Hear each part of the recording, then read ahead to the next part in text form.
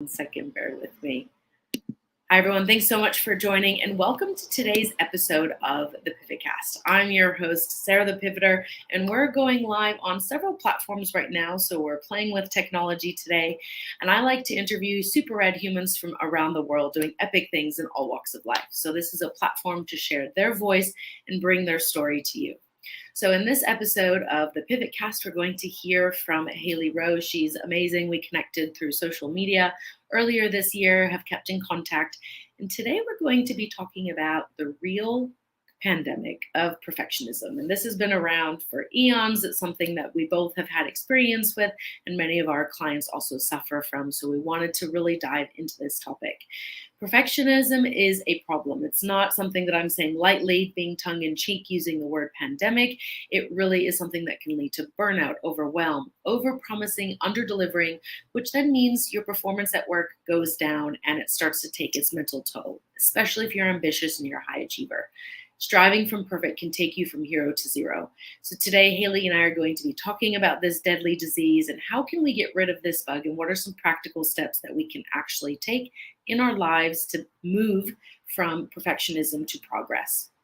We'll also go over how to reclaim confidence, take action, and feel super rad while we're doing it at the same time. So everyone here, I've got Hailey live on Instagram, and I'm going to bring you live with me, Hailey, here everywhere else. Thank you so much for being here with me today.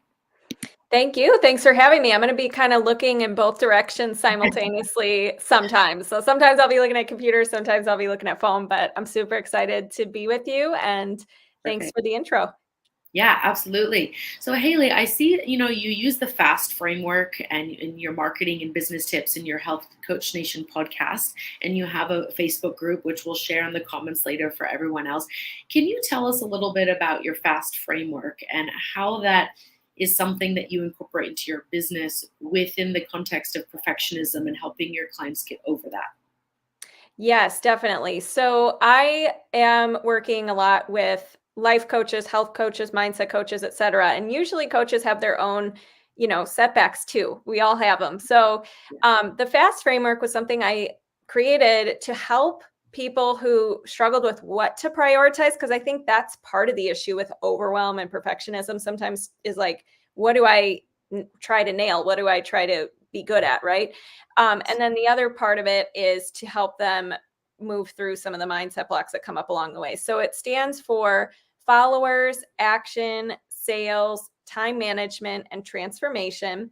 And the reason why it stands for those things is because those are the things, if you're trying to make decisions in your business, if you're trying to learn what to prioritize, these are the kinds of things that I work on with my clients. And so with followers, that just means how do you attract your ideal clients? How do you find your people, and how do you nurture them from a stranger to somebody who wants to work with you? And there's for sure a fear of rejection or fear of putting themselves out there or things like that that come up in that area. The action part stands for how do you create content that's compelling enough that people want to take action. And once again, perfectionism comes up sometimes because people want their content to be perfect so they don't put anything out at all, or they're trying to be something they're not because they're afraid of, fear of what people are going to think or whatever, or they're over analyzing that they get only, 5 likes in their posts, or they're making it mean so much. So that's definitely something we have to work on.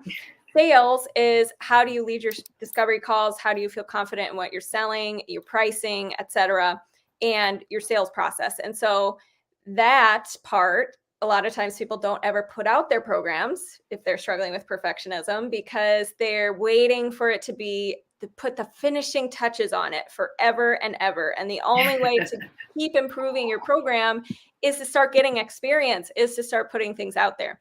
And then time management is just how do you spend your time and what should you prioritize and what are the client generating activities for you?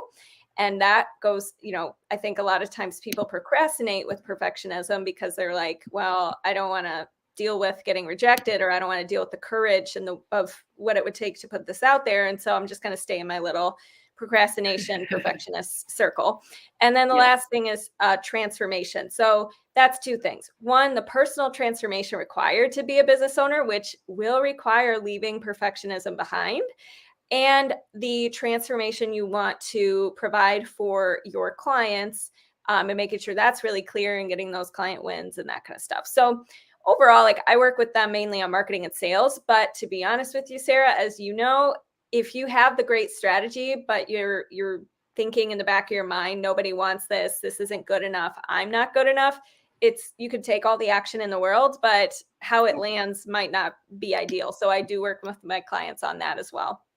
That's beautiful. And I think that's really key because mindset is the critical thing here. And it's that self-belief, that self-assurance, right? It's one of my coaches says it's not the wand, it's the magician. So if we're going to get into like the magic of Harry Potter, right? It doesn't matter what wand you're holding, it's the magician and how are they behaving. And so that's a really important point. And the fact that, you mentioned self-transformation. So whether or not somebody has their own business or they're still in the corporate space, why is it that this transformation of the self is so important for things to move forward, for them to have progress?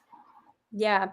So the way I was just actually talking about this earlier today with a manifesting expert. The way that Abraham Hicks describes it is like you're vacuuming a room without the vacuum plugged in. So if you're taking Mm, action in your business, but you're in your mind, so caught up in your mind and being a perfectionist and letting letting people think, oh my gosh, they're in their head.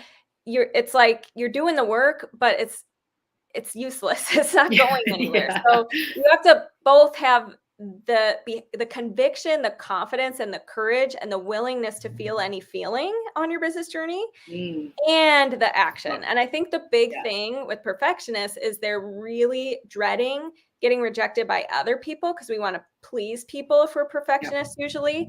And so therefore we just kind of immediately shut ourselves down, reject ourselves so that we don't have to have others reject us. But either way, notice there's rejection going on. So you're going to have to feel it at some point. And the more comfortable you can get with just allowing feelings, the better and bigger your business can be. Absolutely. And I think that's a really important point, that self-rejection piece, because we're working so hard to not be rejected by others, but yet we're actually rejecting ourselves, which obviously doesn't feel great either. And so then we start to hide in other things. So we procrastinate, as you said, from the things we know we should be doing because we want to get somewhere. We know what those steps are, but we're not yet aware of how that's going to help or how safe it is to actually get there. So, what are some practical tools that you would work with your clients on, or maybe that you've used yourself that have been really powerful to help shift this belief? Yeah. Well, I think the first thing is to really realize that perfectionism is not a part of your identity. It's just a thought that you have had about yourself, and you've now been reaffirming that to yourself throughout the years.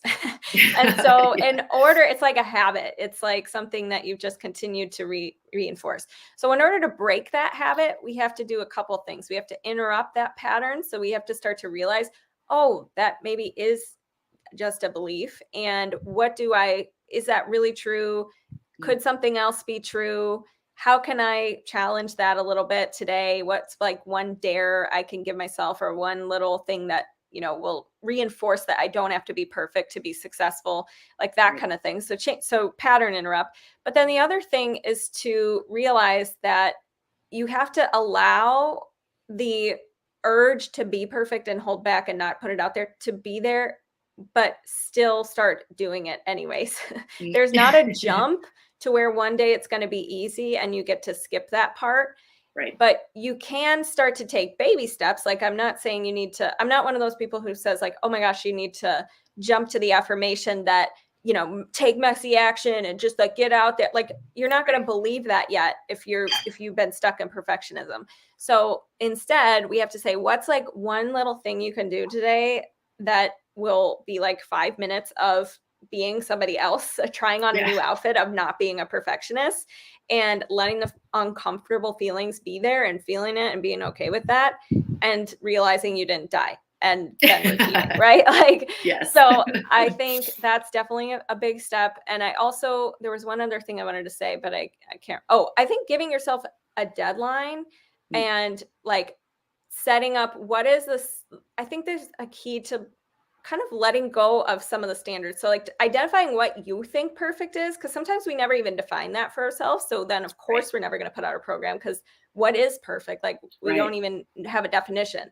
So I'd say like define what what a perfect program or what a perfect post or what a perfect thing is. And then be like, do I like this definition, or is this going to literally be impossible to do? And how can I maybe not, be okay with, of course, it's not going to be perfect, but have a standards that I could start with that maybe is, the good, better, best phrase. Like maybe it's just good today, and maybe that's okay, because good is still more valuable than nothing put out there. Absolutely. Yeah. You have so many things that I just absolutely love and resonate with. And now everyone watching who follows me will know why I've got you on here for the interview. But, trying it on like a new pair of clothes. I think that's really important to recognize. It's like, you don't have to all of a sudden drastically be someone different. I mean, you're not going to get rid of perfectionism overnight, or because you did 5 minutes of breath work or you did an exercise. It's a process. But how do we just peel back the layers and create that safety for ourselves? It's like when you go shopping, you go into the room and you try on the clothes and no one else can see you. And you're like, do I like this? Do I not? And maybe you come out and you show your friend, like, does this look good on me? How do you feel walking around in it? And ultimately you decide, like, maybe I get it, maybe I don't, and that's okay. Maybe you need to come back another time to try it on again and realize again, you didn't die. Yeah. And I like the way you said that, because I think sometimes people think, well, if I'm going to ditch perfectionism, it has to be consecutive and it has to be like my new life now. And I think it's important. I was just reminding my client recently who like beats herself up a lot. And we were talking about that. I was like, I want you to like a parent to a toddler, like be like, we don't talk to ourselves that way anymore. And know that you can always go back to that. If you really want to beat yourself up later, like that's fine. But we have to, like, it's always available to you to go back to perfectionism. But why not experiment and be curious with something different? Because you don't know, you can't fairly judge that. I think a lot of people fear letting go of perfectionism because they think, well, then I'm just going to be putting out this crappy work and it's going to be terrible and it's going to be horrible. But like, experiment with it and realize that actually probably is not true. And then you can always revert back to perfectionism later if you really want to. It's always there for you. I love that, and it's true. It's kind of like, that curiosity, right? Trying new things. It's like when you're a little kid and you don't ever want to eat anything else but the hot dog or the hamburger or the mac and cheese or whatever it is, right? And then your mom reminds you about Dr. Seuss and green eggs and ham. It's like, just try it. And if you don't like it, I'll buy you the other thing. And so it's the same thing here. If you don't like it, you get to go back and, chances are you won't, but at least you've gotten to try and you can remind yourself. I know you referenced Abraham Hicks, and I love a lot of his work. And one of the things, I believe in the power of language, right? And the way we speak to ourselves, but also the things we say out loud. And so you hit on a point about, I don't have to do this forever.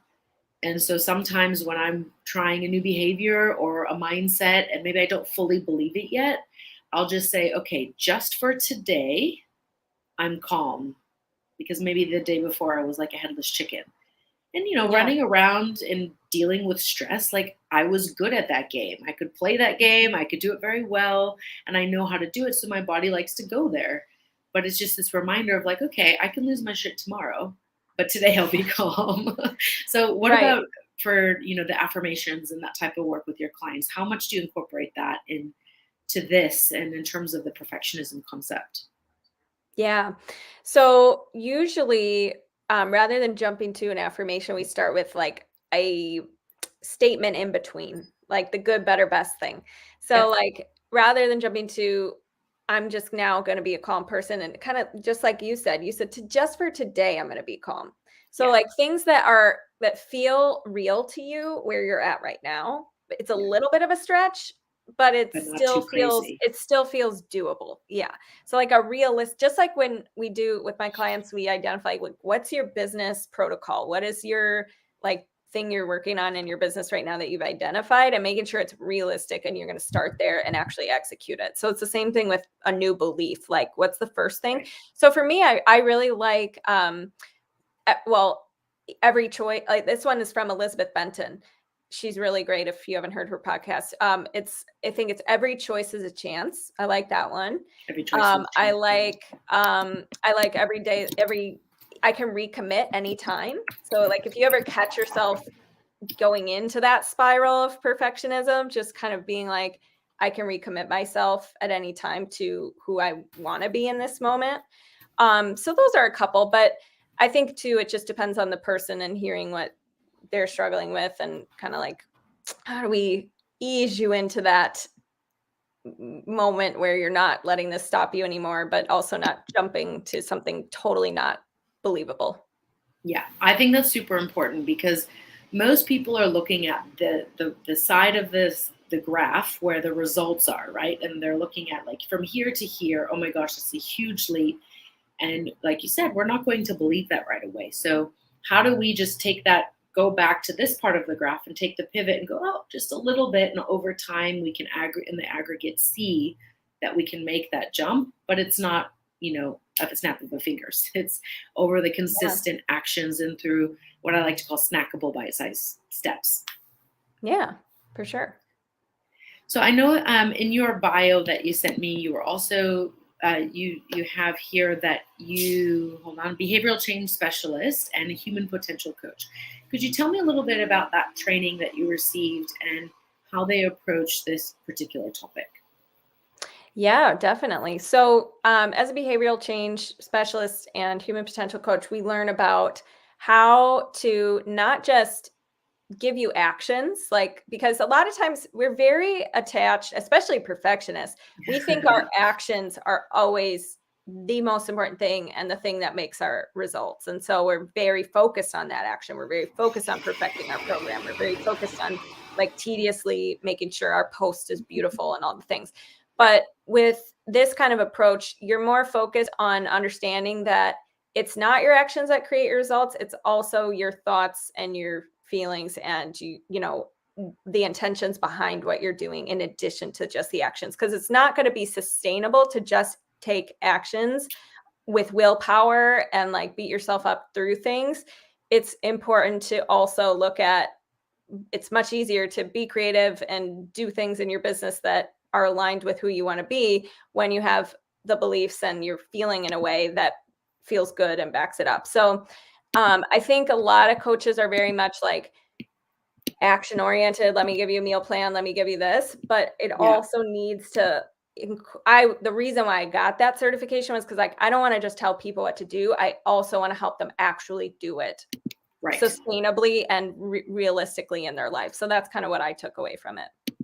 I love that, because success is something, or progress, perfection, whatever you want to call it, we can do it, right? Like we can work really hard and put in the hours and get that result that we want, but is it sustainable? And I think, the world and society is changing in that it used to be like squeeze every last bit of productivity and like optimize everybody. And that's not sustainable, because we're also not robots, right? But how do we make sure that we've got this system in place where we get our needs met, we can fulfill ourselves, right? Like we're filling our cup, and then we can continuously and consistently do the things that get us results. And that way, when we're doing those smaller bite-sized pieces, as you said, it's not too much of a stretch. We stick with it, we get the result. And then if we choose we don't like that result, we can pivot and do something different. Yeah. And I think another thing that I want to add to that is like, sometimes people never figure out how to do that because they're asking themselves and focused on the wrong questions. So like a lot of times with perfectionists, we're thinking like, what is wrong with me? Why can't I get this fixed? Like, why, I don't know. Why does it work for her, but not for me? Which is all literally the wrong, like not wrong, but it's just like, there's no upside to those questions. You're just going to get in the beat down spiral again. So instead, asking things more like, how can I move, be a creative problem solver? That's another one from Elizabeth Benton, creative, energetic problem solver. How can I, in what ways can I support myself in this new belief I'm trying on? What might come up today that might, cause me to go back to my old beliefs, and how will I prepare myself or support myself through that? Or just like, what would the person who is not a perfectionist be thinking right now? Like, just better, more positive questions that lead you to more solution-oriented answers compared to staying stuck in perfectionism and questions that's like very negative towards yourself. Yeah, I love that, because asking powerful questions is how we can get better answers, right? Most of us have been taught through school how to ask questions at a very superficial level, and then we get stuck in that. But if we're asking the question in a different way, we can then provide ourselves with our own solution. I like to also invite people to create their advisory board, right? Like, who would, if I you love were a that. company and you're the CEO, right? And who's on your advisory board? Maybe it's Oprah, maybe it's Abraham Hicks, maybe it's Hailey, right? And so then you can sit there and ask yourself, well, what would this person do in this situation? Because you're trying on creative thinking solution answers, right? And it gets you out of your head so you can be a bit more objective. And then the magic of that is you've just given yourself your own answer. So you start to trust yourself a little bit more. Yeah, for sure. Yeah, amazing. So Hailey, where can people reach out to you if they'd like to get in touch to talk to you a little bit more about mindset, perfectionism, or if they could use your help in their business? Yeah, definitely. So you can go to HaileyRowe.com. On there, there's an opportunity to book a free strategy consult if you want to learn a little bit more about, what your goals are in your business and what's holding you back, and get some support with that. I also have a podcast called Health Coach Nation and a Facebook group called Health Coach Nation. So facebook.com/group/Health Coach Nation. And in there, one of our free gifts for our members is my 4 basics of client attraction training, which helps you get out of perfectionism and into simplifying marketing and putting yourself out there to get clients. So that's where you can find me. And then obviously my Instagram is at Hailey_Rowe. And that would be the main places. Amazing. Well, I've put all that information, on the StreamYard links as well. And then when we post this live here on Instagram, we'll make sure that people can find you and tag you.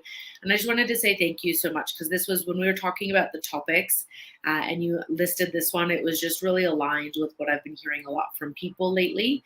And especially that younger generation, when they're starting out their careers, they get stuck in this. But then anytime we go through a big change, we want all the things to be perfect as we go through the change. But as you said, we don't even know how to define what that means. So really peeling back those layers on this topic, I think, is important so that we can have more conscious and intentional choices being made rather than reactions. Yeah, definitely. Well said. And I really loved having you on my podcast as well. And thanks so much. Thank you so much, Hailey. For everyone else watching, thank you so much for being with us today. If you'd like to catch the interview that Hailey and I did on her show, you can go and check out her Facebook group, Health Coach Nation. I've also posted it in the Jedi group, so you can catch it there. And I just wanted to take a moment to thank everyone for joining us today, no matter which platform you're on. If you're watching this back later, please do tag us with any questions that you might have so that we can get back and answer you. We'd love to support you on your journey to overcoming perfectionism. And just wanted to remind you guys that real pivoters are human beings just like you and me. So all it takes is a choice to do something different. So go out and do something that's going to make you spark a little bit more today, and keep on keeping on. We'll see you guys soon. Thank you. Bye.